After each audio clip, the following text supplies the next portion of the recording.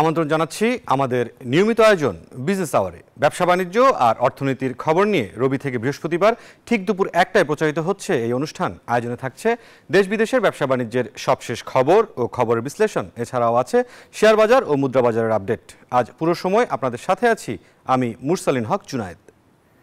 আন্তর্জাতিক মানের ডেটা সেন্টারের জন্য যেসব প্রযুক্তিগত অবকাঠামো প্রয়োজন সেগুলো বাংলাদেশে নেই নিরাপদ ও টেকসই নীতিমালা।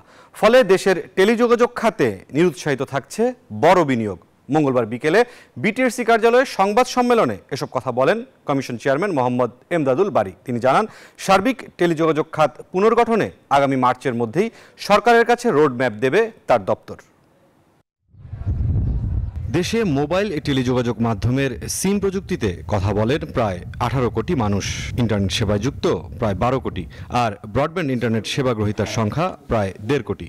তবে শুরু থেকেই নিরবচ্ছিন্ন সংযোগ নিয়ে ভোক্তা পর্যায়ে রয়েছে চরম অসন্তুষ্টি। আগস্টের পট পরিবর্তনের পর সব খাতে চলছে সংস্কার। টেলিযোগাযোগ খাতের সব অংশীজনদের নিয়ে গঠিত হয় কমিটি। মঙ্গলবার বিকেলে বিটিআরসি কার্যালয়ে বৈঠকে সিদ্ধান্ত হয় মার্চের মধ্যে জমা পড়বে পুনর্বিন্যাসের roadmap. By the end of March আমরা হয়তো একটা রোডম্যাপ, একটা স্ট্র্যাটেজি তৈরি করে সরকারকে দিতে পারবো। বৈঠক পরবর্তী সংবাদ সম্মেলনে উঠে আসে এই খাতের বিনিয়োগে বাধার বিষয়গুলো। অনেক নীতিমালা সকাল বিকাল পরিবর্তন হচ্ছে। এতে করে যারা গ্লোবাল বড় বড় কোম্পানি যারা আছেন, ওনারা যখন বিনিয়োগ করতে যান, ওনাদের বিনিয়োগের নিশ্চয়তা সম্পর্কে তারা অনেক আশাবাদী হন না। এই কথাটা আমরা বারবার বলছেন। পলিসির পাশাপাশিও, ইনকনসিস্টেন্ট পলিসির পাশাপাশিও প্রাযুক্তিক অপ্রতুলতা বা ইনফ্রাস্ট্রাকচারের অপ্রতুলতাও একটা বড় জিনিস। কমিশন চেয়ারম্যান সমালোচনা করেন টেলিযোগাযোগ খাতের মধ্যস্বত্বভোগীদের দৌরাত্মের বিষয়েও। বলেন, 2010 পরবর্তী সরকারি অনুমোদন নেওয়া সংস্কৃতির বিলুপ্তি প্রয়োজন। নেটওয়ার্কের অনেকগুলি লেয়ার আছে যারা আসলে মধ্যস্বত্বভোগী হয়ে দাঁড়িয়েছে, যারা কস্ট এফিসিয়েন্সি কমানো হচ্ছে, কস্ট এফিসিয়েন্সিটা বাড়াচ্ছে। 2010-এর যে পরিবর্তনটা আসছিল সেটা হচ্ছে যে এই যে সব কাজগুলি করছি আমরা, লাইসেন্স দিচ্ছি, ট্যারিফ দিচ্ছি, স্পেকট্রাম দিচ্ছি, এগুলি সব কিছুতে সরকারের পূর্ব অনুমোদন নিতে হবে। সত্যিকার অর্থে যদি এই টেলিকম সেক্টরে কোনো একটা রিফর্ম করা যায়, সেই রিফর্মটা হওয়া উচিত হচ্ছে এই ব্যাকডোরটাকে বন্ধ করা। বিটিআরসি চেয়ারম্যান জানান, জুনের মধ্যে 5G নেটওয়ার্কের জন্য 700 মেগাহার্টজ স্পেকট্রাম নিলাম হবে। সবসময় আমাদের প্রত্যেকটা জিনিস এই কমিটি দেখবে হচ্ছে গ্রাহকের পয়েন্ট অফ ভিউ থেকে। মুরসালিন হক জুনায়েদ, নিউজ 24, ঢাকা। দর্শক, এবার আমাদের নিয়মিত আয়োজন সংবাদ বিশ্লেষণের পালা। আজকের বিষয় টেলিযোগাযোগ খাত পুনর্বিন্যাস পদক্ষেপ। এই বিষয়ে কথা বলার জন্য আমাদের সাথে আজ দুজন অতিথি যুক্ত হবেন। প্রথমে আমরা পরিচিত হব association of mobile telecom operators of Bangladesh AMTOB মহাসচিব মোহাম্মদ লেফটেন্যান্ট কর্নেল, অবসরপ্রাপ্ত লেফটেন্যান্ট কর্নেল মোহাম্মদ জুলফিকার এবং বাংলাদেশ মুঠোফোন গ্রাহক অ্যাসোসিয়েশনের সভাপতি মহিউদ্দিন আহমেদ। আমরা দুজনকেই আমাদের বিজনেস আওয়ারে স্বাগত জানাতে চাই।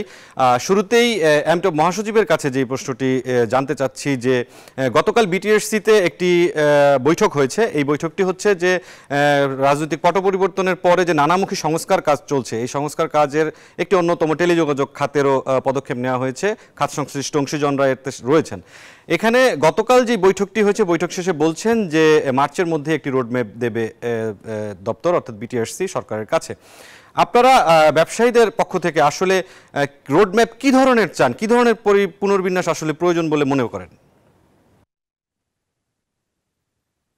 জি, ধন্যবাদ। আমাকে কি শুনতে পাচ্ছেন আপনি? শুনতে পাচ্ছি।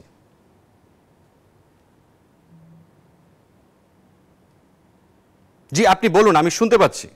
জি, ধন্যবাদ। প্রথমেই আমাদের নিউজ 24-কে আমাকে সংযুক্ত করার জন্য। আর খুবই ইম্পর্টেন্ট একটা বিষয় নিয়ে গতকাল আমাদের নিয়ন্ত্রক সংস্থা বিটিআরসি একটা সম্মেলন করেছে, যেখানে বিটিআরসি চেয়ারম্যান মহোদয় উনি বলার চেষ্টা করেছেন যে একটা টেলিকমিউনিকেশনস খাতে একটা ওনারা রোড ম্যাপ দিবেন। আমরা আশা করি যে এখানে কিছু কিছু প্রয়োজনীয় সংস্কারের কথা উনি বলেছেন, এবং আমরা বিজনেস সাইড থেকেও, আমরা ইন্ডাস্ট্রির পক্ষ থেকেও ওনাকে এবং ওনার কমিশনের সকল সদস্যকে আমরা সর্বতভাবেই বলে এসেছি যে কোন ধরনের সংস্কার এবং কোন ধরনের মানে আমাদের রিফর্মস প্রয়োজন, এবং নতুন করে যে নীতিমালাটা তৈরি করতে ওনারা যাচ্ছেন সেখানে সেটা যেন ব্যবসা বান্ধব হয়। এবং আমাদের অবভিয়াসলি আমাদের নীতি নির্ধারকরা এটাও দেখবেন যে আমরা কতটা উন্নত সেবা আমরা দিতে পারছি আমাদের জনগণকে। সো এই জিনিসগুলো প্রাধান্য পাবে। আমরা বিজনেসের পক্ষ থেকে বা ইন্ডাস্ট্রির পক্ষ থেকে আমরা যেটা অলওয়েজ বলে এসেছি যে আসলে আমাদের যে এত বড় একটা ব্যাপক বিনিয়োগ আমরা করেছি ওভার লাস্ট 20 বছর বা তার অধিক কাল যাবত, সো এখানে আমরা প্রতিনিয়ত বিটিআরসি সহায়তা পেয়ে এসেছি। তাদের কাছ থেকে প্রয়োজনীয় নীতিমালা, প্রয়োজনীয় লাইসেন্সেস তারা দিয়েছেন আমাদেরকে। এই লাইসেন্সের অভ্যন্তরে আমাদেরকে তারা অপারেট করার সুযোগ দিয়েছেন। তারা অনেক সময় আমাদের উপরে অনেক ধরনের নতুন নতুন নিয়ম প্রয়োগ করার চেষ্টা করেছেন। নতুন প্রযুক্তি আমরা আনার ক্ষেত্রে তাদেরকে আমরা সহায়তা করেছি। সর্বক্ষেত্রেই আমরা কিন্তু বিটিআরসির সাথে, সরকারের সাথে সর্বতোভাবেই আমরা সম্পূরকভাবে আমরা ইন্ডাস্ট্রি কিন্তু চলে আসছি। তবে উনি যে নীতিমালা নতুন করে উনি রিফর্মের কথা বলেছেন, সেখানে উনি নিজেই বলেছেন যে আসলে আমাদের যে নেটওয়ার্ক টপোলজিটা আছে, আমাদের নেটওয়ার্ক টপোলজিতে, টেলিকম নেটওয়ার্ক টপোলজিতে আসলে কিছু ইন্টারমিডিয়ারিজ আছে যারা কিনা কোনো এক সময় হয়তো তাদের প্রয়োজন হয়েছিল আমাদের এই ইকোসিস্টেমে তাদেরকে সংযুক্ত করার, কিন্তু এখন হয়তো টেলিকমিউনিকেশনের যে প্রযুক্তির অনেক অগ্রগতির সাথে সাথে এই অনুষঙ্গ যারা ছিলেন তাদের প্রয়োজনীয়তা হয়তো অনেক আগেই ফুরিয়ে গেছে। সো আমরা চাইবো যে এই ধরনের মধ্যস্বত্বভোগী যারা আছেন ইন বিটুইন ইকোসিস্টেমে, তাদের সম্পর্কে একটা নির্দিষ্টভাবে একটা দিক নির্দেশনা যদি আমরা পাই যে তারা আমাদের সাথে কিভাবে থাকবে অথবা থাকবে না। সো এই ধরনের একটা বিষয় আমি যদি আরেকটু স্পষ্ট করে বলার চেষ্টা করি, সেটা হচ্ছে যে লাইক বা আমাদের আইজিডব্লিউ, আইওএফ বা আমাদের আইসিএক্স, এই যে ইকোসিস্টেমের ভিতরে আছে। এছাড়াও আপনি যদি আমাদের ফাইবারের জন্য যদি দেখেন যে এনটিটিএন অপারেটররা আছে, টাওয়ারকো আছে টাওয়ার সিস্টেমের জন্য। সো আমাদের আসলে এখন নতুন করে ভাবতে হবে যে আসলে এই ইন বিটুইন যে ইকোসিস্টেম প্লেয়াররা আছে তারা আসলে আমাদের এই খাতে কতটুকু কন্ট্রিবিউট করছে। জনাব জুলফিকার, মোহাম্মদ জুলফিকার, আমরা আবার আপনার কাছে আসব। আমাদের আরেকজন যে অতিথি রয়েছেন তার কাছে আমরা আরেকটি প্রশ্নের উত্তর শুনে আসতে চাই। জনাব মোহাম্মদ মহিউদ্দিন আহমেদ, আপনার কাছে যে বিষয়টি জানতে চাই যে গতকাল বৈঠকে বিটিআরসি প্রধান বলেছেন যে কমিটিটি হয়েছে, অর্থাৎ পুনর্বিন্যাসের জন্য যে কমিটিটি হয়েছে টেলিযোগাযোগ খাত, সেই কমিটি গ্রাহকের দৃষ্টিভঙ্গি দিয়ে কাজ করবে। এই যে কোট আনকোট যেই বাক্যটি, এই বাক্যটি আসলে আমরা সবসময় দেখে আসি বিটিআরসির যারাই দায়িত্বে আসেন তারা আসলে এই ধরনের কথা বলেন। আপনি মুঠোফোন গ্রাহকদের অধিকার আদায়ের জন্য দীর্ঘদিন ধরে কাজ করে যাচ্ছেন, আপনার কি মনে হয় কতখানি কার্যকর হবে তার এই প্রতিশ্রুতি? দেখুন, আপনাকে ধন্যবাদ একটা গুরুত্বপূর্ণ প্রশ্ন করার জন্য। আপনি নিজেই বলুন যে তারা যে কমিটি করেছেন এবং তারা যে বৈঠক করেছেন সেখানে কোনো গ্রাহকের প্রতিনিধি ছিল কিনা। আপনি এতেই অনুমান করবেন যে তারা শুধু দায়িত্ব এড়ানোর জন্য এই সমস্ত কথা বলে থাকেন। তাদের এই বৈঠকে কোনো গ্রাহকের প্রতিনিধি নেই, সিভিল সোসাইটি কোনো লোকজন নেই। তারা ইন্ডাস্ট্রির সাথে ধরতে গেলে বলতে গেলে একতরফা ভাবেই বৈঠকটি করেছেন। ওনারা এতে দায় এড়ানোর জন্যই ওই কথাটি বলেছেন যে এটা আসলে আমরা গ্রাহক বান্ধব পলিসি করার জন্য করেছি। আপনারা দেখবেন 5ই আগস্টের পরে কিন্তু আমরা বিটিআরসিতে কিন্তু এটি রিফর্ম করার জন্য আবেদন করেছিলাম এবং আমরা ডাক টেলিযোগাযোগ মন্ত্রণালয়েও কিন্তু আমরা রিফর্ম করার জন্য বেশ কিছু সুপারিশ পত্র আমরা জমা দিয়েছি। কিন্তু দুঃখের বিষয়, অন্যান্য সেক্টরে রিফর্ম কমিশন গঠন হলেও টেলিযোগাযোগ এবং প্রযুক্তি সেবা খাতে কোনো এখন পর্যন্ত কোনো রিফর্ম কমিশন বা কমিটি গঠন করা হয়নি। গতকালকে আমরা যেটা দেখলাম, ঘটনা হলো যে যেটা আমরা বুঝতে পারছিলাম যে কমিশন, নতুন কমিশন গঠন হওয়ার পর বর্তমান যে চেয়ারম্যান তার দায়িত্বের সাথে তার এখন পর্যন্ত দৃশ্যমান কোন অগ্রগতি আমরা লক্ষ্য করিনি।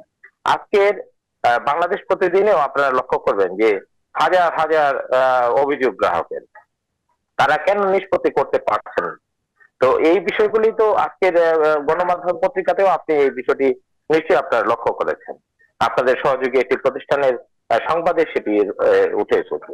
অর্থাৎ গ্রাহকের স্বার্থ বিবেচনা যদি আপনি নেন তাহলে আমরা কিন্তু চাই না ইন্ডাস্ট্রি ক্ষতিগ্রস্ত হোক। যে ইকোসিস্টেমের কথা জুলফিকার ভাই বললেন, আমরা অবশ্যই চাই একটা বিনিয়োগ বান্ধব একটা পলিসি এখানে অ্যাডাপ্ট করা হোক। বিগত দিনে যে কোনো কোনো প্রতিষ্ঠানকে বিশেষ সুবিধা দেওয়ার জন্য যে সমস্ত পলিসি অ্যাডাপ্ট করা হয়েছিল এবং তাদের স্বার্থ রক্ষা করার জন্য রাজনৈতিক কারণে উদ্দেশ্য প্রণোদিত হয়ে যে সমস্ত সুযোগ সুবিধা দেওয়া হয়েছিল এবং মাঝখানে যে বিভিন্ন লেয়ার তৈরি করা হয়েছিল, আমরা কিন্তু এই লেয়ার গুলির বিপক্ষে। আমরা এই কারণে বলছি যে এই লেয়ার গুলি যদি তুলে দেওয়া যায় এবং মানসম্মত সেবা দেওয়া যায়, তাহলে কিন্তু আমরা দিন শেষে গ্রাহকরা উপকৃত হব। জি মহিউদ্দিন আহমেদ, গতকালের যে বৈঠক শেষে যে সংবাদ সম্মেলন হয়েছে, মহিউদ্দিন আহমেদ আপনি কি একটু শুনতে পাচ্ছেন কিনা? গতকাল যে সংবাদ সম্মেলন হয়েছে সেখানে কিন্তু বিটিআরসি চেয়ারম্যান নিজেও একটি বিষয় স্বীকার করেছেন যে গ্রাহকদের পক্ষ থেকে যেসব দাবি করা হয় তার একটি অন্যতম দাবি হচ্ছে দাম কমানো, অর্থাৎ ইন্টারনেটের দাম কমানো বা কল রেটের দাম কমানো। তো বিটিআরসি চেয়ারম্যান কিন্তু স্বীকার করেছেন যে হ্যাঁ, ইন্টারনেটের দাম আসলে কমা উচিত, উনি নিজেও এটি স্বীকার করেন। কিন্তু তার প্রশ্ন হচ্ছে যে আসলে কতখানি কমানো উচিত, কেননা যে সেবার যে দেয়া হবে অর্থাৎ তাদের যে পরিচালন যে ব্যয় আছে, সার্বিকভাবে যে যন্ত্রাংশের যে ব্যয় রয়েছে, এগুলোর একটি বিবেচনা করে আসলে দাম নির্ধারণ করা হয়। তিনি আসলে এইভাবে কথাটি বলেছেন। গ্রাহকদের পক্ষ থেকে আসলে আপনার কি মনে হয় তার এই বক্তব্য কতখানি যৌক্তিক? দেখুন, আসলে দাম কিভাবে কমানো যায় বর্তমান চেয়ারম্যান কিন্তু সেই বিষয়টি অবগত আছেন, কারণ তিনি এর পূর্বেও কমিশনে ডিজি হিসেবে কিন্তু দায়িত্ব পালন করেছেন।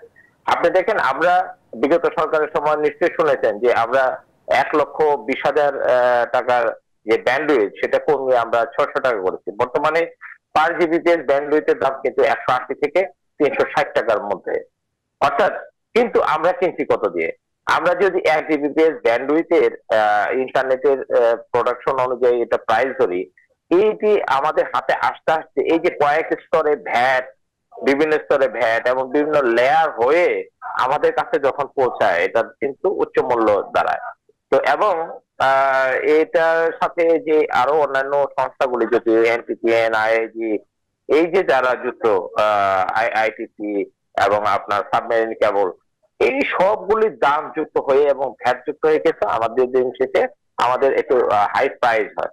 তো এখানে আমরা যেটা বলেছি, এই ধরনের মাঝখানে যে লেয়ার অনুযায়ী যে ভ্যাট গুলি আছে, এই সমস্ত গুলি কমাতে হবে। আমরা একবারই ভ্যাট দিব, সেটা হচ্ছে কখন? আমরা যখন সেবা গ্রহণ করব গ্রাহকরা, তার জন্য আমরা ভ্যাট দিতে পারি। কিন্তু আপনি উৎপাদন থেকে শুরু করে আপনার অপারেটরদের কর্পোরেট ট্যাক্স সহ বিভিন্ন ধরনের ট্যাক্সও কিন্তু আমরা বহন করছি। এই ট্যাক্সের বোঝা থেকে আমাদেরকে বেরিয়ে আসতে হবে এবং গ্রাহকদের উপর এই যে বোঝা চাপানো হয়েছে, এই বোঝা থেকে গ্রাহকদেরকে পরিত্রাণ দিতে হবে। যদি না দেওয়া হয়, দিন শেষে গ্রাহকরা কিন্তু প্রতারিত হবে। এই যে আমরা ভ্যাট কমানোর জন্য আন্দোলন সংগ্রাম করছি, কিন্তু গ্রাহকরা কি দিন শেষে সেই সুবিধাটা হয়তো শুনতে পেয়েছেন মহিউদ্দিন আহমেদ। মহিউদ্দিন আহমেদ, আপনি মনে হয় শুনতে পেয়েছেন যে ইতিমধ্যেই বিটিআরসি চেয়ারম্যানও বলেছেন যে বিভিন্ন লেয়ার রয়েছে নেটওয়ার্কের এবং সেই লেয়ারগুলো আসলে মধ্যস্বত্ব ভোগীতে পরিণত হয়েছে, উনি নিজেই বলেছেন, এবং এই জায়গাটিতে তারা মনোযোগ দিবেন। আমরা একটু আবার এমটব মহাসচিবের কাছে যেতে চাই। জনাব মোহাম্মদ জুলফিকার, আপনার কাছে যে বিষয়টি জানতে চাচ্ছি, যে আপনি শুনলেন, আপনিও মধ্যস্বত্ব ভোগী নিয়ে কথা বলছিলেন, মুঠোফোন গ্রাহক অ্যাসোসিয়েশনের সভাপতিও কিন্তু মধ্যস্বত্ব ভোগীদের বিষয়টি বললেন, এবং যেটি গ্রাহকদের পক্ষ থেকে সবসময় দাম কমানো, একটু কল রেটটা একটু কমিয়ে দেওয়া, ইন্টারনেটের দামটা একটু কমিয়ে দেওয়ার একটা দাবি সবসময় থেকে থাকে, এবং আপনারা যারা ব্যবসা করেন আপনারাও এক ধরনের চাপের মুখে সবসময়ই থাকেন গ্রাহকদের। আপনি আসলে কি মনে করেন যে বর্তমান যে পরিস্থিতি রয়েছে সেখান থেকে যদি আরেকটু দাম কমিয়ে গ্রাহককে সেবা দেওয়া যায়, সেটি আসলে কিভাবে সম্ভব?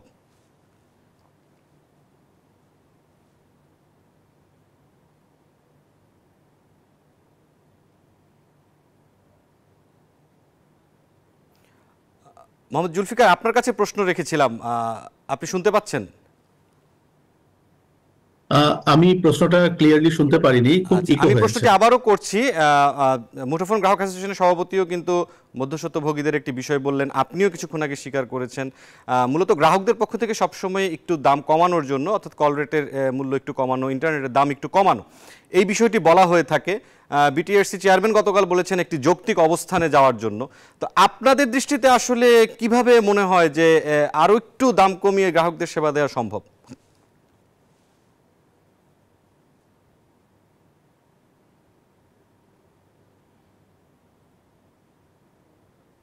আমি যতটুকু বুঝতে পেরেছি সেটা হচ্ছে যে গ্রাহকদেরকে এর চেয়ে কম মূল্যে সেবা দেওয়া সম্ভব কিনা, যেটা সকলেই বলার চেষ্টা করেছেন। আসলে এই প্রসঙ্গে আমি মহিউদ্দিন ভাইয়ের সাথে আমি এক সুরেই কথা বলতে চাই যে আসলে আমাদের যে সেবা মূল্যটা আমরা শেষ পর্যন্ত নির্ধারণ করি, এই সেবা মূল্যকে যদি আমরা ব্রেকডাউন করি, তাহলে এর মধ্যে দেখব যে অর্ধেকের বেশি মূল্যই কিন্তু আমরা সরকারকে বিভিন্ন প্রকারের কর, ভ্যাট বা অন্যান্য সাবসিডি হিসাবে বা স্পেশাল ডিউটিজ হিসাবে আমরা কিন্তু পে অফ করছি। এরপরে কিন্তু রয়ে যায় যে ইন বিটুইন আমাদের যে ইন্টারমিডিয়ারিজ যারা আছেন, এনটিটিএন এর ফাইবারের মূল্য পরিশোধ করতে হয়, টাওয়ার থেকে পরিশোধ করতে হয়। তো এই যে আমাদের আইআইজি কে পরিশোধ করতে হয়, আইটিসি কে পরিশোধ করতে, সো এই মাঝখানে যে অনেক বড় একটা অ্যামাউন্ট আমাদেরকে দিয়ে দিতে হয় কিন্তু আপনার এই আমাদের অনুষঙ্গ যারা আছেন তাদেরকে। এর পরে যে অংশটা থাকে সেটা হচ্ছে আমাদের পরিচালন ব্যয়। আমাদের এত বড় একটা নেটওয়ার্ক মেনটেন করতে গিয়ে আমাদের যে জনবল, আমাদের যে বিস্তৃতি, আমাদের যে টাওয়ার মেনটেন করা থেকে শুরু করে পুরো নেটওয়ার্কটাকে যে আমাদের মেনটেন করতে হয়, এটার কিন্তু একটা বড় ধরনের একটা ব্যয় আছে। এর সাথে স্পেকট্রামের মূল্য বলেন বা অন্যান্য লাইসেন্সের ফি, লাইসেন্স রিনিউয়াল ফি। তো সবকিছুর পরে আমরা যে জায়গাটায় এসে দাঁড়িয়েছি, আমরা যে মূল্যটা নির্ধারণ করে আমরা গ্রাহকের কাছে পৌঁছাতে চাই, মূলত আপনারা দেখেন এই মূল্য নির্ধারণের ক্ষেত্রে কিন্তু আমাদের এখানে 3-4টা অপারেটর আছে অপারেশনাল, তারা কিন্তু প্রতিনিয়ত কম্পিটিটিভ একটা মার্কেটে কিন্তু একটা কম্পিটিটিভ মূল্যে তারা দেওয়ার চেষ্টা করে। এবং আপনারা যদি গ্লোবালিও দেখার চেষ্টা করেন তাহলে দেখবেন যে কল রেটের মূল্য আমরা কিন্তু গ্লোবালি সবচেয়ে সর্বনিম্ন পর্যায়ে, এবং ইন্টারনেটের মূল্য প্রায় একবারে সবচেয়ে নিম্ন যে পর্যায়ের যে 8-10টি দেশ আছে ওইরকম পর্যায়ে আমাদের মূল্য। সো মূল্য কমানোটা ওইখানেই সম্ভব হবে যখন আসলে সরকার এই অতিরিক্ত করের বোঝা থেকে আমাদেরকে নিষ্কৃতি দিবেন, অথবা মাঝামাঝি যে মধ্যস্বত্ব যে ইকোসিস্টেমের যে আমাদের প্লেয়াররা আছে তাদেরকে যদি আমাদের মানে মূল্য না দিতে হয়, সে সমস্ত ক্ষেত্রে হয়তোবা আমরা কিছুটা এটার ফল পেতে পারি। তবে সরকারকে এখানে একটা মানে নিজস্ব ভাবে একটা মানে স্পন্টেনিয়াস একটা করকে কমানোর একটা বিষয় নিয়ে, যেটা মহিউদ্দিন ভাই বলেছেন, যখন তখন কর বসিয়ে দেওয়া, আমরা সর্বোচ্চ কর দিই গ্লোবালি, কিন্তু এটা অলরেডি প্রুভেন। আমরা অনেকবার এনবিআর কে বলেছি, আমাদের নিয়ন্ত্রক সংস্থাকে বলেছি, এই করটা যদি না কমানো যায় তাহলে কিন্তু আমরা কোনোভাবেই সেবা মূল্য কমাতে পারবো না, এবং এই যে বিনিয়োগ করেছে বিভিন্ন প্রতিষ্ঠানগুলো, এই বিনিয়োগের বিপরীতে তারা রিটার্নও সঠিকভাবে পাবে বলে আমি মনে করি না। জি, মোহাম্মদ জুলফিকার, আপনার কাছে আমি শেষ একটি প্রশ্ন করতে চাই, যদি সংক্ষেপে একটু আমাদেরকে উত্তর দিবেন যে যেই পুনর্বিন্যাসের কার্যক্রম চলছে, আপনাদের ব্যবসায়ীদের পক্ষ থেকে খুব সুনির্দিষ্ট কোনো দাবি থাকবে কিনা যে কোন জায়গাগুলোতে আসলে এই পুনর্বিন্যাসের ক্ষেত্রে মনোযোগ দেওয়া উচিত? কেননা কমিটি মূলত নেটওয়ার্ক টপোলজি এবং লাইসেন্স এই দুটো বিষয়কে অনেক বেশি জোর দিচ্ছেন। আপনাদের দৃষ্টিতে আসলে গ্রাহকদেরকে আরও ভালো সেবা দেওয়ার জন্য কোন জায়গাগুলোতে মনোযোগ দেওয়া উচিত বলে মনে করেন?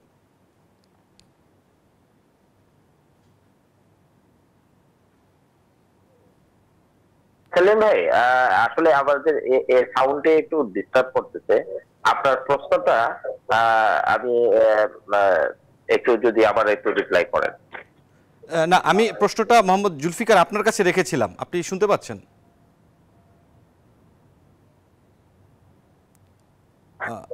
মোহাম্মদ জুলফিকার, আপনি কি শুনতে পাচ্ছেন আমাকে?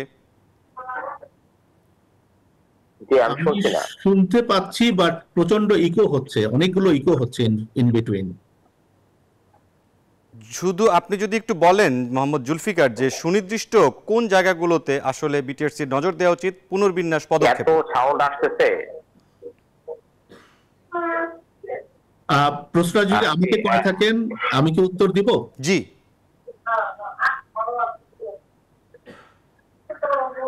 না, জুলফিকার ভাই, আমার মনে হয় আমাকে প্রশ্নটা মোস্তালিম ভাই করেছেন, যেটা হচ্ছে যে দেখুন, আমরা প্রাইস কমানোর জন্য কিন্তু দেখেন বিগত সরকারের সময়ও কস্ট মডেলিং করা হয়েছিল। সেই কস্ট মডেলিং এর পরে সর্বশেষ রিপোর্টটা কিন্তু আমরা এখনো দেখতে পাইনি। তো আমরা মনে করি সকল পক্ষকে সাথে নিয়ে আমার মনে হয় এই বিষয়গুলি মূল্য নির্ধারণের একটি রিফর্ম করার জন্য যদি বিটিআরসি সত্যি ইচ্ছা থাকে, তাহলে যেমন আমরা এনার্জি রেগুলেটরি কমিশনে যেটা করেছিলাম, যখন আমরা এখানে মূল্যর একটি প্রস্তাব করা হয়, যারা সেবা খাতের প্রতিষ্ঠানগুলি আছে, যেমন এখানে টেলিকম অপারেটর আছে, তারা একটি প্রস্তাব দিতে পারে, আমরা আমাদের কাছে চাইলে আমরা একটা প্রস্তাব দিতে পারি। সেটা নিয়ে সব পক্ষের সাথে আলোচনা করে আমার মনে হয় কমিশন একটি টেকনিক্যাল কমিটি তৈরি করে কমিশনের পক্ষ থেকে, তারপর এবং সকলের মতামত নিয়ে একটি মূল্য নির্ধারণ করা যেতে পারে। এখন যদি এরকম হয় তারা নিজেরা এটা ঠিক করে এবং অপারেটরদের সাথে পরবর্তীতে জানিয়ে দিয়ে মূল্যটা প্রকাশ করে বলে যেটি গ্রাহক বান্ধব একটি মূল্য আমরা দিয়ে দিলাম, তাহলে দুটি হতে পারে। একটা হতে পারে যে গ্রাহক খুশি হতে পারে, আবার গ্রাহকরা খুশি নাও হতে পারে, আবার অন্যদিকে অপারেটররাও খুশি হতে পারে, আবার অপারেটর নাও খুশি হতে পারে।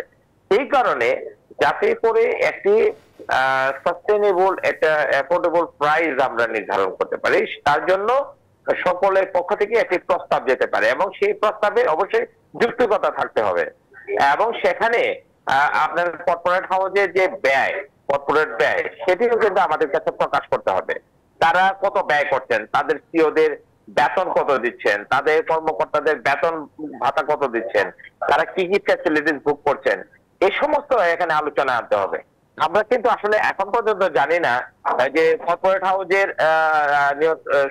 ব্যক্তিবর্গ তারা কি ধরনের ফ্যাসিলিটিসটা ভোগ করেন। অতএব তাদের যে সুযোগ সুবিধা সেগুলো কিন্তু জবাবদিহিতার আওতায় আনতে হবে। শুধু যে আপনি স্পেকট্রামের প্রাইসটাও এখানে ঠিক করতে হবে এবং ভ্যাট যেগুলি বিভিন্ন স্তরের লেয়ারে রয়েছে সেগুলি ঠিক করতে হবে। এই জন্য সব পক্ষের কাছ থেকে প্রস্তাব চাওয়া উচিত বিটিআরসির। সেই প্রস্তাবের প্রেক্ষিতে তাদের একটি টেকনিক্যাল কমিটি নিয়ে আমার মনে হয় কমিশনে এটা দীর্ঘ সময় এটা আলোচনা করা উচিত এবং আপনাদের গণমাধ্যমের পক্ষ থেকেও প্রস্তাব আসতে পারে কিংবা আপনাদের পক্ষ থেকেও সুপারিশ আসতে পারে। সেইগুলি নিয়ে আমার মনে হয় একটি সবার কাছে গ্রহণযোগ্য একটি মূল্য নির্ধারণ করলে তবেই আমার মনে হচ্ছে যে কমিশনের যে উদ্দেশ্য সেটি বাস্তবায়ন এবং গ্রাহকের যে চাওয়া আকাঙ্ক্ষা সেটি বাস্তবায়ন করা সম্ভব। আর সেটা যদি না করে, আবার এটিও মনে রাখতে হবে আমাদের বিদেশি বিনিয়োগ আরো দরকার আমাদের সেক্টরে। সেই বিনিয়োগগুলি আনার জন্য যে ধরনের আমাদের পলিসি দরকার সেই পলিসিগুলি কিন্তু এখন হচ্ছে না। তো সেই পলিসিগুলির ব্যাপারে কমিশনকে একটু পদক্ষেপ গ্রহণ করা খুবই জরুরি। কমিশন গঠন হওয়ার পরে এখনো দৃশ্যমান কোনো অগ্রগতি আমরা লক্ষ্য করিনি, আজকে ৫-৬ মাস হয়ে গেল। অতএব দ্রুত তার সাথে সকল পক্ষকে নিয়ে আলোচনা করতে হবে। জনাব মহিউদ্দিন আহমেদ, আজকের মতো আমরা আলোচনা এখানে শেষ করতে চাচ্ছি। জনাব মহিউদ্দিন আহমেদ এবং মোহাম্মদ জুলফিকার, আপনাদের দুজনকেই অসংখ্য ধন্যবাদ বিজনেস আওয়ারে যুক্ত হওয়ার জন্য।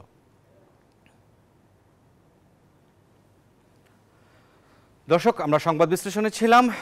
টেলিযোগাযোগ খাত পুনর্বিন্যাসের পদক্ষেপ, এই নিয়ে আমাদের সাথে দুজন অতিথি যুক্ত ছিলেন, আমাদের সাথে আলাপ করছিলেন। তারা চলে যাচ্ছে অন্যান্য সংবাদে। দেশের যেসব ক্ষুদ্র ব্যবসায় এখনও রাষ্ট্রের সাথে যুক্ত হয়নি তাদের কাঠামোর আওতায় আনতে কর্মসংস্থান ও জিডিপিতে অবদান বাড়বে। দুপুরে এসএমই নীতিমালার সম্ভাবনা ও চ্যালেঞ্জ বিষয়ক গণমাধ্যমের ভূমিকা কর্মশালায় একথা বলেন এসএমই ফাউন্ডেশনের চেয়ারপারসন মোহাম্মদ মুশফিকুর রহমান। কর্মশালায় ঢাকা চেম্বার অফ কমার্সের সভাপতি তাসকিন আহমেদ বলেন, জিডিপির 25% আসে এসএমই খাত থেকে, তাই একে ছোট করে দেখার সুযোগ নেই। দেশের 50% মানুষের কর্মসংস্থান ক্ষুদ্র ও মাঝারি ব্যবসা প্রতিষ্ঠান হয়ে থাকে, তবে এখন পর্যন্ত কোনো সরকারই প্রত্যাশিত মাত্রায় এ সেক্টরকে গুরুত্ব দেয়নি। ঋণ পাওয়ার পথে অনেক বাধা আছে, যা সহজ করতে হবে। এ খাতকে প্রাতিষ্ঠানিক করা গেলে রাজস্ব বাড়বে। আমাদের জিডিপির 25% কন্ট্রিবিউট করে এবং এর সাথে 78 লক্ষ কোম্পানি, যেটা নিয়ে কিন্তু একটা বড় ডাউট আছে, এটা কি 68 লাখ না 1 কোটির উপরে, এটাও কিন্তু একটা বড় ডাউট আছে। কিন্তু এর সাথে আমাদের টোটাল ওয়ার্কফোর্সের অলমোস্ট 5 কোটি অ্যারাউন্ড ওয়ার্কফোর্স ধরা হয়, তার মধ্যে প্রায় 50% আমাদের প্রাতিষ্ঠানিকভাবে আমরা জানি যে 50% কর্মসংস্থান কিন্তু এই এসএমই সেক্টরটা আমাদেরকে দিয়ে থাকে। এই সেক্টরকে ছোট করে দেখার কোনো প্রয়াস মানে কম রাখার উচিত নয়। কিছু পণ্যে ভ্যাট বাড়লেও বাজারে তেমন প্রভাব নেই দাবি করেছেন অর্থ উপদেষ্টা সালেউদ্দিন আহমেদ। তিনি বলেছেন, আগামী বাজেটে মূল্য সংযোজন কর বা ভ্যাট সমন্বয় করা হবে। মঙ্গলবার সচিবালয়ে ক্রয় কমিটির বৈঠক শেষে এসব কথা বলেন তিনি। উপদেষ্টা বলেন, বাজার সহনীয় রাখতে কাজ করে যাচ্ছে সরকার।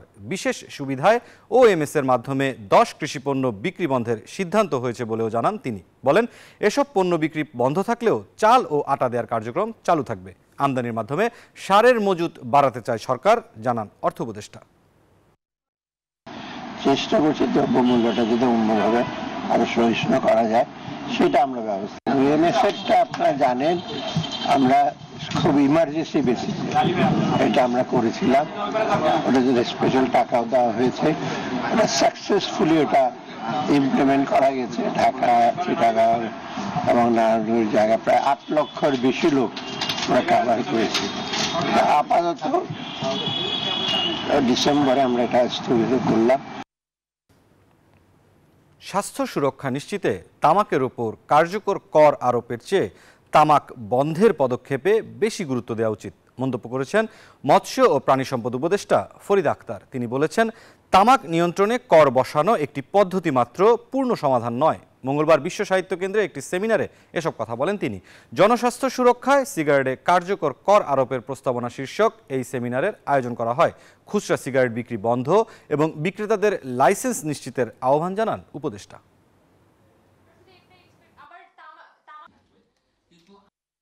যদি আমরা বেশি কর বাড়াই তাহলে ব্যবহার কমে যাবে এবং ব্যবহার কমলে মোট যে রাজস্ব আয় তা নাকি কমবে, কিন্তু বহু গবেষণা করে দেখানো হয়েছে যে আসলে রাজস্ব বরং বাড়বে। কর আরোপ তো অবশ্যই, এবং অন্যান্য সব মাধ্যমে তামাক সেবন বন্ধ করে জনস্বাস্থ্য রক্ষা করাটা আমাদের জন্য জরুরি। দর্শক, বিজনেস আওয়ারের সময় হলো একটি বিরতির, ফিরছি অন্যান্য সংবাদ নিয়ে, সাথেই থাকুন।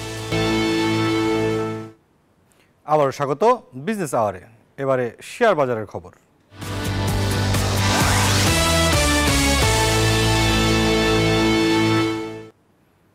ইতিবাচক প্রবণতায় মঙ্গলবার লেনদেন হয়েছে দেশের প্রধান পুঁজিবাজার ঢাকা স্টক এক্সচেঞ্জ ও চট্টগ্রাম স্টক এক্সচেঞ্জে।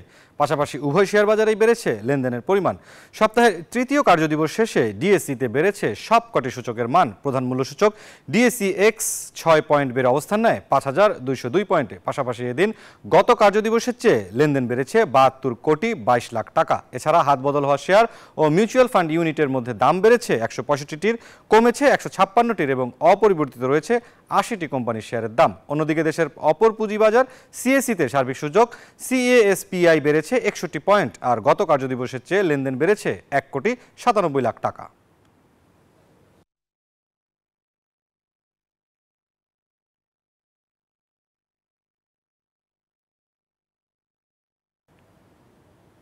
দর্শক, এবার আমরা প্রতিদিনের মতো ঢাকা স্টক এক্সচেঞ্জের ওয়েবসাইটের মাধ্যমে জেনে নিতে চাই এই মুহূর্তের পুঁজিবাজারের সবশেষ পরিস্থিতি।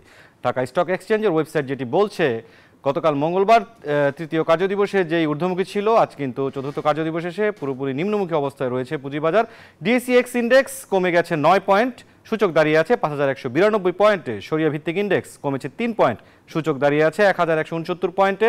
বিশেষায়িত ৩০টি কোম্পানির শেয়ার পয়েন্ট কমেছে 1 এবং সূচক দাঁড়িয়ে আছে ১,৯২৪ পয়েন্টে। এখন পর্যন্ত সর্বমোট ২৫৭ কোটি টাকার লেনদেন হয়েছে। হাত বদল হওয়া শেয়ার ও মিউচুয়াল ফান্ড কোম্পানির মধ্যে ১০৯টি কোম্পানির শেয়ারের দাম বেড়েছে, ২০৮টি কোম্পানির শেয়ারের দাম কমেছে এবং অপরিবর্তিত রয়েছে ৭৭টি কোম্পানির শেয়ারের দাম। এরপর আমরা চলে যেতে চাই মুদ্রার বিনিময় মূল্যের দিকে। বিনিময় মূল্যের দিকে তাকালে যে বিষয়টি দেখা যাচ্ছে, মার্কিন ডলার ১২১ টাকায় কিনে বিক্রি হচ্ছে ১২২ টাকায়, ইউরো ১২৬ টাকায় কিনে বিক্রি হচ্ছে ১৩১ টাকায়, পাউন্ড ১৫০ টাকায় কিনে বিক্রি হচ্ছে ১৫৫ টাকায়, চীনা ইউয়ান ১৫ টাকা ৫০ পয়সায় কেনা যাচ্ছে, বিক্রি হচ্ছে ১৭ টাকা ৩০ পয়সায়, সৌদি রিয়াল ৩২ টাকা ৫০ পয়সায় কিনে বিক্রি হচ্ছে ৩৩ টাকা ৩০ পয়সায়, ভারতীয় রুপি ১ টাকা ৩৫ পয়সায় কিনে বিক্রি হচ্ছে ১ টাকা ৪৫ পয়সায়। চলে যেতে চাই স্বর্ণের দরদামের দিকে। স্বর্ণের দরদামের দিকে তাকালে যেটি দেখা যাচ্ছে, সবচেয়ে ভালো স্বর্ণ 22 ক্যারেট প্রতি ভরি ১,৩৯,৪৪৩ টাকা, ২১ ক্যারেটের স্বর্ণ প্রতি ভরি ১,৩৩,০৯৮ টাকা, ১৮ ক্যারেটের স্বর্ণ প্রতি ভরি ১,১৪,০৮৬ টাকা, সনাতন স্বর্ণ প্রতি ভরি ৯৩,৬৭৪ টাকা। রূপার দরদাম জেনে নিতে চাই। রূপার দরদামের দিকে তাকালে দেখা যাচ্ছে, সবচেয়ে ভালো রূপা 22 ক্যারেট প্রতি ভরি ২,৫৭৮ টাকা, ২১ ক্যারেটের রূপা প্রতি ভরি ২,৪৪৯ টাকা, ১৮ ক্যারেটের রূপা ২,১১১ টাকা, সনাতন রূপা প্রতি ভরি ১,৫৮৬ টাকা। দর্শক, এই ছিল এখন পর্যন্ত ঢাকা স্টক এক্সচেঞ্জের সবশেষ আপডেট, এছাড়াও মুদ্রার বিনিময় মূল্য এবং স্বর্ণ রূপার দরদামের সবশেষ পরিস্থিতি। দর্শক, আবার সময় হলে একটি বিরতির, ফিরে আসছি অন্যান্য সংবাদ নিয়ে, সাথেই থাকুন। আবারও স্বাগত জানাচ্ছি বিজনেস আওয়ারে। এবারে বন্দরে বাণিজ্যের খবর।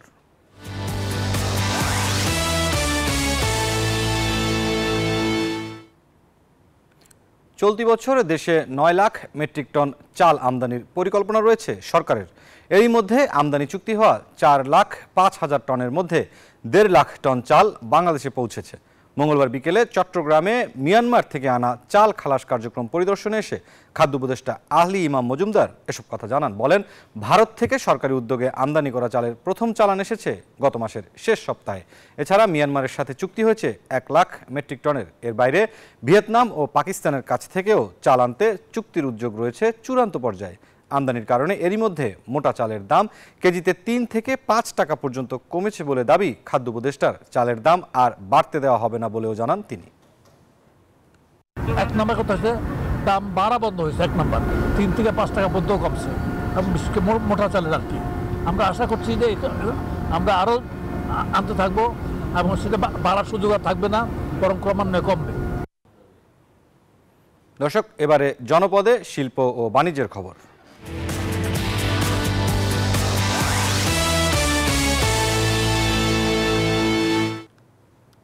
গোপালগঞ্জে সাবেক আইজিপি বেনজির আহমেদের সাভানা ইকো রিসোর্টে আয়কর নথি যাচাই করে বড় অঙ্কের কর ফাঁকির তথ্য পেয়েছে জাতীয় রাজস্ব বোর্ড এনবিআর। অভিযান শেষে এনবিআর গোয়েন্দা সেল এসব তথ্য জানায়। তারা আরও জানায়, তদন্ত শেষে প্রয়োজনে মামলাও করা হবে। গোপালগঞ্জের সাবেক আইজিপি বেনজির আহমেদের Savanna Eco Resort and National পার্কে জাতীয় রাজস্ব বোর্ডের সেন্ট্রাল ইন্টেলিজেন্স সেল অভিযান চালায়। 15 সদস্যের প্রতিনিধি দল মঙ্গলবার সকাল 11:50 পার্কে প্রবেশ করে। বিভিন্ন স্থাপনা ঘুরে দেখেন এবং অফিস কক্ষের কম্পিউটার ও ফাইলপত্র যাচাই বাছাই করেন। পরে এনবিআর এর কর্মকর্তারা সাংবাদিকদের জানান, কর ফাঁকির তথ্যের ভিত্তিতে অভিযানে আসেন তারা। বলেন, বিপুল পরিমাণ কর ফাঁকি দেয়া হয়েছে, তবে আরও তদন্ত প্রয়োজন। Savanna Eco Resort plus Savanna Eco রিসোর্টের যারা পরিচালক আছেন প্লাস এদের স্বার্থ সংশ্লিষ্ট যিনি ব্যক্তিরা আছেন তাদের ব্যাপারে কিছু তথ্য ছিল, সেইটাই আমরা যাচাই করতে এবং কিছু তল্লাশি করার জন্য আমরা এখানে এসেছিলাম, এবং আমরা কর ফাঁকি সংক্রান্ত সুনির্দিষ্ট কিছু তথ্য পেয়েছি ইতিমধ্যে। কি পরিমাণ সম্পদ পার্কে রয়েছে এবং দখল করা হয়েছে কিনা তাও তদন্ত করা হবে বলেও জানায় এনবিআর। সুনির্দিষ্ট অঙ্ক বলা খুব মুশকিল যে এখানে বিনিয়োগ কত হয়েছে, কারণ এখানে বেশ কিছু ডিপার্টমেন্টের সার্ভে রিপোর্ট লাগবে আমাদের, জমি সংক্রান্ত, তারপর হচ্ছে সিভিল কনস্ট্রাকশন, তারপর এখানে একটা ট্রান্সফরমার আছে, সাবস্টেশন আছে, সবকিছু মিলে এই তথ্যগুলো যখন আমাদের হাতে আসবে তখন বলা যাবে যে এখানে টোটাল সব মিলে বিনিয়োগ কি পরিমাণ হয়েছে। বেনজির আহমেদ ও তার পরিবারের সদস্যদের বিরুদ্ধে রাজস্ব সংক্রান্ত সকল দুর্নীতি ও অনিয়মের তদন্ত করবে এই প্রতিনিধি দল। সাবেক আইজিপি ডক্টর বেনজির আহমেদের বিরুদ্ধে নানা অনিয়ম দুর্নীতির ব্যাপক আলোচনা সমালোচনার পর হঠাৎ সাভানা ইকো রিসোর্টে এনবিআর এর কর্মকর্তারা, তিনি এবং তার পরিবারের সদস্যরা ঠিকমতো ভ্যাট ট্যাক্স দিয়েছেন কিনা, এছাড়া কি পরিমাণ সম্পদ রয়েছে এখানে, এসব কিছু নিয়ে তদন্ত করবেন তারা। Masuda Laboni, Savanna Eco Resort, Gopalganj. ভালো ফসল পেতে ভালো বীজ ও চারার বিকল্প নেই, তাই বীজতলা পরিচর্যা, পানি সেচ দেয়া সহ চারা তৈরিতে ব্যস্ত বগুড়ার বড় চাষিরা। বিভিন্ন পরামর্শ দিয়ে কৃষকের পাশে আছে কৃষি বিভাগ। আব্দুল সালাম বাবুর তথ্যচিত্রে ডেস্ক রিপোর্ট। বীজতলা তৈরি, সেচ দেয়া সহ চারা রোপণের এই চিত্র বগুড়ার বিভিন্ন উপজেলার মাঠ প্রান্তরে। চলতি মাসের শেষ থেকে মার্চের প্রথম সপ্তাহ পর্যন্ত চারা রোপণ করেন চাষিরা। এ কারণে বোরো চাষের আগাম প্রস্তুতি হিসেবে বীজতলা তৈরিতে ব্যস্ত কৃষক। ভালো বীজ হলে ভালো ফলন হয়। ভালো মনে করেন যে সুবলতা হোক কিংবা টাটারি হোক কিংবা আটাশ হোক, এগুলো ধানের ফলন ভালো হয়। এই চারা যত আপনার মোটা হবে আর যত হবে তত ফলন ভালো হবে, আর এই জন্য আমরা এই চারার খেজমত করি। প্রতি বিঘা জমি চাষাবাদে 3 থেকে 4 কেজি বীজের চারা উৎপাদন করেন চাষিরা। স্থানীয় জাতের বীজ বেশি লাগলেও উচ্চ ফলনশীল জাতের ধান বীজ কম লাগে। জেলার নন্দীগ্রাম, শিবগঞ্জ, শাহজাহানপুর সদর উপজেলা চারা উৎপাদনে শীর্ষ। ভালো বীজ থেকে ভালো চারা পেতেই পরিচর্যায় ব্যস্ত চাষিরা। বর্তমানে আমরা এখন জমিতে বীজ ফলানোর জন্য, ধানের বীজ ফলানোর জন্য প্রস্তুত করতেছি। ঠান্ডা বেশি হলে আপনার বেসন লাল হয়ে যায়, পচারি ধরে যায়, তখন ওষুধ ব্যবহার করা লাগে। ঠান্ডা কম হলে বেসনের চেহারাটা ভালো থাকে, পচা ওক কম আসে। ভালো বীজতলা তৈরির জন্য বিভিন্ন পরামর্শ দিয়ে কৃষকের পাশে থাকার চেষ্টা করছে কৃষি বিভাগও। আমরা সবসময় পরামর্শ দিচ্ছি, আবার যদি বীজতলা যদি হলুদ হয়ে যায় কিংবা কোনো কারণে সমস্যা কোল্ড ইঞ্জুরির মধ্যে পড়ে, এই ধরনের রেমেডিগুলো আমরা সবসময় কৃষকদের আমরা মাঠ পর্যায়ে আমরা তথ্য তাদেরকে সরবরাহ করছি। চলতি মৌসুমে বগুড়া জেলায় 1,87,200 হেক্টর জমিতে বোরো চাষাবাদের লক্ষ্যমাত্রা নির্ধারণ করেছে কৃষি বিভাগ। Desk report, news 24। কুড়িগ্রামে পড়ে থাকা চরের জমিতে বাড়ছে ভুট্টার আবাদ। একসময় ফেলে রাখা এসব পরিত্যক্ত ভূমিতে ভুট্টা চাষ বদলে দিয়েছে চরের কৃষি ব্যবস্থা। পরিবহন ও সেচ খরচ কমাতে পারলে এই ফসল পাল্টে দিতে পারে চরাঞ্চলের মানুষের জীবনমান, বলছেন সংশ্লিষ্টরা। হুমায়ুন কবির সূর্যর পাঠানো তথ্যচিত্রে ডেস্ক রিপোর্ট। প্রতি বছর ভাঙা গড়ার খেলায় নদীগর্ভে চলে যায় কুড়িগ্রামের অনেক ফসলি জমি। এমন পরিস্থিতিতে সেচ ব্যবস্থার প্রতিকূলতা এড়াতে এসব চরাঞ্চলে শুরু হয়েছে ভুট্টার আবাদ। চরাঞ্চলের 11,000 জমি সহ বিভিন্ন এলাকায় 3,200 চাষিকে ভুট্টা চাষের সরকারি ও বেসরকারি প্রণোদনার আওতায় নিয়ে আসা হয়েছে। সরকারিভাবে 16,800 হেক্টর জমিতে ভুট্টা চাষের লক্ষ্যমাত্রা নির্ধারণ করা হলেও অর্জিত হয়েছে 18,750 হেক্টর জমিতে। এই জমিগুলো আগে পড়েছিল, এখন 2-1 ভুট্টা গাঁততেছে, ভুট্টার লাভ এখন ভালো হয়। এখন ওই যে পানি দিয়ে বেশি দেওয়া লাগে আর কি, নাহলে ভুট্টা কিন্তু ভালো ফলন ভালো হয় এবং কৃষকেরা একটু লাভ হয়। খরচ উঠিয়েও মনে করো লাভ হয় আর কি, 25-26 টাকা লাভ টেকে আর কি।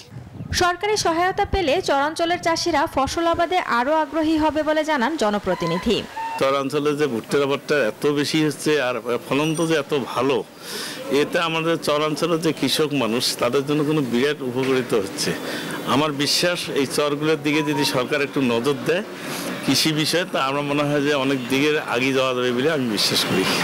ভুট্টা চাষে কৃষকদের প্রণোদনা দেওয়ার পাশাপাশি সব ধরনের টেকনিক্যাল পরামর্শ দেয়া হচ্ছে জানান এই কর্মকর্তা। বিক্রয়ের যে সমস্যাটা, এটা পরিবহন সুবিধা যদি আমরা ভালোমতো দিতে পারতাম তাহলে তারা উচিত মূল্য পেত। আমাদের কুড়িগ্রাম জেলায় আমরা যারা আছি মাঠ পর্যায়ে সকলে আমরা ভুট্টা আমাদের জন্য কৃষক ভাইরা কোনো দিকে যেন সমস্যা না পড়ে এই জন্য আমরা পরামর্শ প্রদান করে যাচ্ছি। চরাঞ্চলগুলোতে পাইকাররা সরাসরি কৃষকদের কাছ থেকে ভুট্টা ক্রয় করতে পারলে চরের সাধারণ কৃষক লাভবান হয়ে উঠবে, এমনটাই প্রত্যাশা সবার। Desk report, news 24। এবারে বিশ্ব বাণিজ্যের খবর।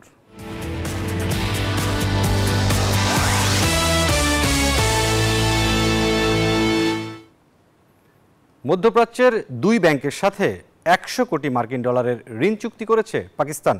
এই ঋণের ওপর 6 থেকে 7% হারে দিতে হবে সুদ। মঙ্গলবার রয়টার্সকে এ তথ্য জানান দেশটির অর্থমন্ত্রী মোহাম্মদ আওরঙ্গজেব। তিনি বলেন, এখন 2টি প্রতিষ্ঠানের সঙ্গে চুক্তি স্বাক্ষর করেছেন তারা। একটি দ্বিপাক্ষিক ঋণ এবং অন্যটি বাণিজ্য সংক্রান্ত।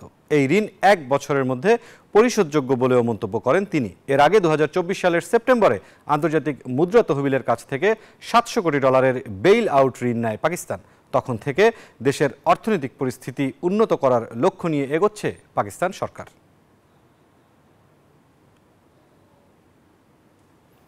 প্রথম কর্মদিবসেই চীনা পণ্যে 10% শুল্ক বসানোর আগ্রহের কথা জানালেন মার্কিন প্রেসিডেন্ট ডোনাল্ড ট্রাম্প।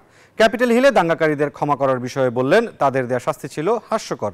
এদিকে ট্রাম্পের শপথ গ্রহণের পরই চীনের প্রেসিডেন্ট শি জিনপিং এর সঙ্গে ভিডিও কলে কথা বলেছেন রাশিয়ার প্রেসিডেন্ট ভ্লাদিমির পুতিন।